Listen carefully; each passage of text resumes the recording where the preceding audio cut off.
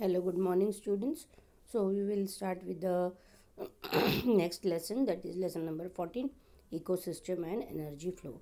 In this lesson, most of the topics are deleted, only the introduction part and then the last part, 4.5, I think it is 14.5 is there in the syllabus, the rest are deleted. So, first we will see what is environmental biology. Now, you must have seen we have learned what is environment and what is biology. Okay, so meaning of the term habitat, in the last lesson we have learned this. Then importance of the ecology for humans. Okay, so this we have already discussed in the earlier chapters and in our earlier classes. Now, an ecosystem is a self-regulatory and self-sustaining structural and functional unit of the nature, that is the biosphere. It contains both the biotic and the abiotic components. Biotic components, they interact with each other and also with the surrounding environment. Tansley in 1935 coined the term ecosystem. Ecosystem vary greatly in size from a small pond to a large ocean or a small farmland to a village. Entire biosphere can be considered as one global ecosystem made up of many local ecosystems. Since the Earth ecosystem is too big and too complex to be studied, it is divided into two basic categories, that is the terrestrial and the aquatic ecosystem. Forest, grasslands, and deserts are the type of the terrestrial ecosystem, while lakes, wetlands, rivers, estuaries are the type of the aquatic ecosystem. Ecosystem can be also classified as natural ecosystem and artificial ecosystem. Natural ecosystem do not require any human inputs. In other words, they are self-sustainable. Artificial ecosystem, that is a farmland, a fish tank, or even a large pond used for rearing a fish, require constant inputs in terms of energy or materials. Ecosystem हा self regulatory आणि self sustaining structural and functional unit आहे नेचरचा किंवा बायोस्फिअरचा. त्यामध्ये दोन components आहेत, एक Biotique, दुसरं abiotic. Biotique components एकमेकांबरोबर इंटरॅक्ट करतात आणि अजून ते सराउंडिंग एन्व्हायरमेंट बरोबर पण इंटरॅक्शन करतात. जो इकोसिस्टम टर्म आहे तो पहिल्यांदा टॅन्सली 1935मध्ये त्यांनी हा कॉइन केला होता. ओके, इकोसिस्टम साईजमध्ये व्हेरी करतो, एक छोट्या डबक्यापासून तर मोठ्या ओशनपर्यंत, किंवा एक छोट्याच्या शेतापासून तर मोठा गावापर्यंत तो पसरू शकतो. एंटायर जो बायोस्फिअर आहे त्याला आपण एक ग्लोबल इकोसिस्टम म्हणू शकतो, ज्याच्यामध्ये खूप सारे लोकल इकोसिस्टम आहेत. आता अर्थ ही जो इकोसिस्टम आहे तो खूप मोठा आहे आणि खूप कॉम्प्लेक्स आहे आपल्याला अभ्यासाला, आणि म्हणून त्याचे दोन बेसिक कॅटेगरीजमध्ये त्यांना डिवाईड केले गेलेत. एक आहे टेरेस्ट्रियल इकोसिस्टम, दुसरं आहे एक्वॅटिक इकोसिस्टम. फॉरेस्ट, ग्रासलँड आणि डेझर्ट हे टेरेस्ट्रियल इकोसिस्टम्सचे प्रकार आहेत, तर लेक्स, वेटलँड्स, रिव्हर्स आणि इस्च्युरीज, खाड्या, हे एक्वॅटिक इकोसिस्टमचे प्रकार आहेत. इकोसिस्टमचे आणखी दोन प्रकार आपण कॅटेगराईज करू शकतो, नॅचरल इकोसिस्टम आणि आर्टिफिशियल इकोसिस्टम.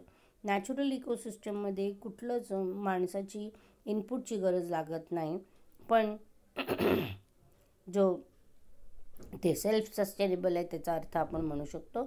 आणि आर्टिफिशियल इकोसिस्टम आहे, जसं एक फार्मलँड आहे किंवा फिश टँक आहे किंवा एक मोठं डबकं पण जे आहे त्याच्यामध्ये आपण फिश रिअर करतो. ओके, याच्यासाठी कॉन्स्टंटली एनर्जीचा इनपुट लागतो आणि किंवा मटेरियल्स लागतात. ओके, त्यानंतर in this chapter we will study and analyze the structure of the ecosystem in order to appreciate the input, that is the productivity, transfer of energy, food chains, food web, nutrient cyclings, and the output that is the degradation and the energy loss. We will also look at the relationships, chains and webs that are created because of the energy flow within the system. या चॅप्टरमध्ये आपण इकोसिस्टमचं study, इकोसिस्टमच्या स्ट्रक्चरची study आणि analysis करणार आहोत, आणि यामुळे आपण input बघणार आहोत त्याचं आणि आउटपुट बघणार आहोत. म्हणजेच इनपुटमध्ये प्रोडक्टिव्हिटी येईल. Okay, then transfer of energy बघणार आहोत आपण, ज्याच्यामध्ये फूड चेन येईल, फूड वेब येईल, न्यूट्रिएंट सायकलिंग येतील आणि आउटपुट येईल, ज्याच्यामध्ये डिग्रेडेशन कसं होतं, एनर्जी लॉस कसं होतं हे आपण शिकणार होतो.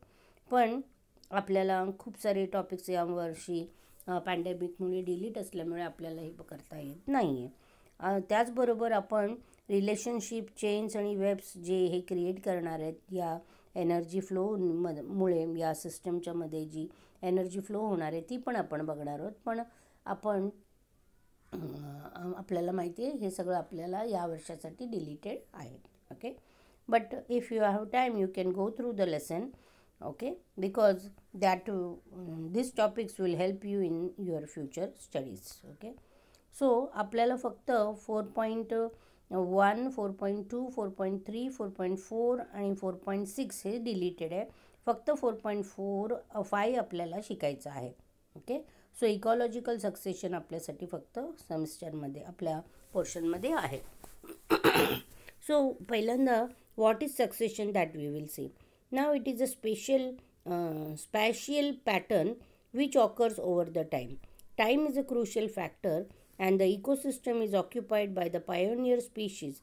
As time passes, species diversity increases, giving way to more complex organisms. आता जे सक्सेशन हा एक स्पॅशियल पॅटर्न आहे, स्पेशल नाही. ओके, जो टाईमच्या जसं वेळ जातो तसं तसं जो होत राहतो. आता टाईम हा एक क्रुशियल फॅक्टर आहे, आपल्याला माहिती आहे. इकोसिस्टममध्ये खूप सारे स्पीशीज जे पायनियर आहेत, ओके, त्यांचं प्लेसमेंट केलेलं असतं.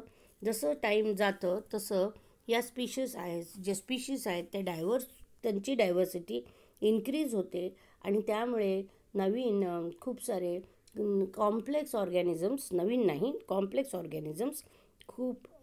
ऑर्गॅनिझम्स तयार होतात. Eventually it leads to climax community and climax community does not evolve further. आणि त्यानंतर एक क्लायमॅक्स कम्युनिटी तयार होते आणि जी परत तिचं इव्हॉल्युशन परत होत नाही.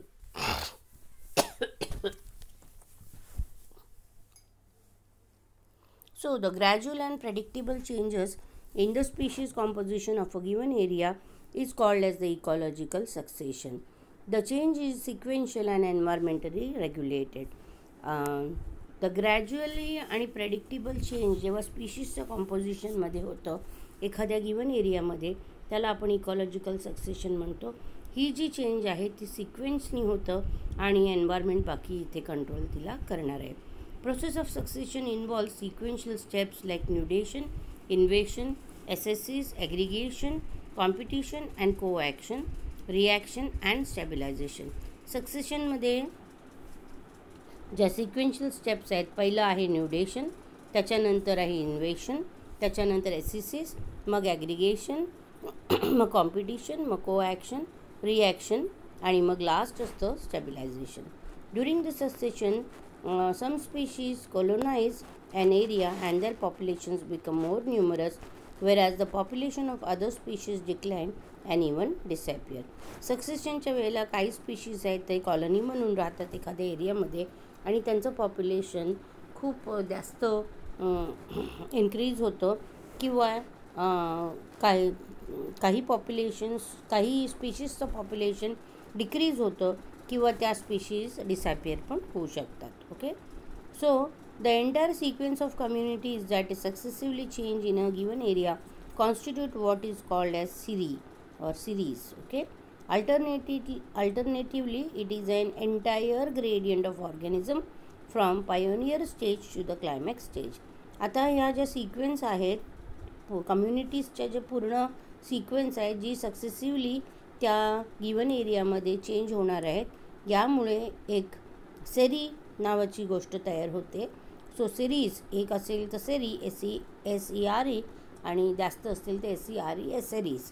ओके, जर अल्टरनेटिव्हली याच्यापासून एक पूर्ण ऑर्गॅनिझमचं ग्रेडियंट तयार होईल या पायोनियर स्टेजपासून आणि मग ते कॉम्प्लेक्स स्टेजपर्यंत ते पोहोचतील. The individual transition communities are called as seral communities. याच्यातली जी एक कम्युनिटी असेल तिला आपण सेरल कम्युनिटी म्हणणार. In the successive seral stages, there is a change in the diversity of the species of organisms, increase in the number of species and organisms, as well as an increase in the total biomass. जसं जसं हे series stages सक्सेसिव्हली एकानंतर एक होतील, त्यामुळे ऑर्गॅनिझम्सच्या स्पीशीजमध्ये diversity म्हणजे diversity जी आहे ऑर्गॅनिझम्सच्या स्पीशीजमधली त्याच्यामध्ये चेंजेस येतील. स्पीसीसचा नंबर इन्क्रीज होईल आणि ऑर्गॅनिझम्स इन्क्रीज होतील. ओके. आणि त्याचबरोबर तो जो टोटल बायोमास आहे त्यांचा तो पण इन्क्रीज होईल. Okay. The present day communities in the world have become to be because of succession that has occurred over the millions of years since life started on earth. Succession is hence a process that starts where no living organisms were present before, like a newly formed volcanic island. This is called as the primary succession. आता जे आज आपल्याकडे ज्या communities दिसतात वर्ल्डमध्ये त्या का आलेल्या आहेत, कशा आलेल्या आहेत, तर सक्सेशन हे मिलियन्स ऑफ इयर्स ॲगो पहिल्यापासून मिलियन्स ऑफ इयर्स पूर्वीपासून सक्सेशन झालं आणि मग त्यांचं आज आपल्याला प्रोडक्ट दिसतं. म्हणजे त्यावेळेला जी लाईफ स्टार्ट झाली होती त्या स्पीशीजमध्ये किंवा त्यांच्यामध्ये सक्सेशन झालं आणि त्याच्यानंतर मिलियन्स ऑफ इयर्स नंतर आजच्या स्पीशीज तयार झालेल्या आहेत. म्हणजे सक्सेशन हा असा प्रोसेस आहे जो पूर्वी हा लिव्हिंग ऑर्गॅनिझम तो अस्तित्वात नव्हता. ओके. आत्ताचा जो आहे तो पूर्वी नव्हता आणि न्यूली जसं एखादं व्हॉल्कॅनो आयलँड तयार होतो तसं ते तयार झालेलं आहे आणि याला म्हणतो आपण primary succession. Another example of areas where primary succession occurs are newly cooled lava, rocks and newly created pond or reservoir. The establishment of a new biotic community is generally very slow. Before a biotic community of diverse organisms can become established, there must be soil. Depending mostly on the climate, it takes natural processes several hundreds to several thousand years to produce fertile soil or bare rock. आता एक example आपण बघितलं होतं मगाशी, व्हॉल्कॅनिक island हे primary सक्सेशनचं example आहे. दुसरे जे एक्झाम्पल्स आहेत प्रायमरी सक्सेशनचे, एक आहे न्यूली जिथे कूल्ड लावा झालेला आहे. जो लावा आहे मोल्टन लावा जो बनलेला आहे तो जेव्हा थंड होतो नवीन असलेला. ओके. मग रॉक्स आहेत. मग एखादं आपण जेव्हा न्यूली पॉन्ड बनवतो किंवा एखादं रिझर्वायर बनवतो. ओके. ज्याच्यामध्ये आपण ॲनिमल्स किंवा टँक त्या रिझर्वायरमध्ये आपण कोळंबी म्हणा किंवा फिश म्हणा त्याचे एग्स घालणार आहोत किंवा ते छोटे ॲनिमल्स घालणार आहोत. ओके. आता ही जी नवीन बायोटिक कम्युनिटी आहे तिचं जे एस्टॅब्लिशमेंट आहे ते खूप स्लो होतं. ओके. एखादी बायोटिक कम्युनिटी डायव्हर्स ऑर्गॅनिझमची एस्टॅब्लिश व्हायच्या आधी सॉईल फॉर्म झाली पाहिजे. ओके. आता क्लायमेटचं कंडिशन कसं आहे त्यानुसार हा नॅचरल प्रोसेस खूप सारे वर्ष लागतात. शेकडो वर्ष किंवा थाउजंड्स वर्ष लागतात. खूप सारे 1000 इयर्स लागतात ज्याच्यामुळे आपली जी फर्टाईल सॉईल या बॅरन रॉक्सवर तयार होते. Okay. Now we will see the secondary succession after.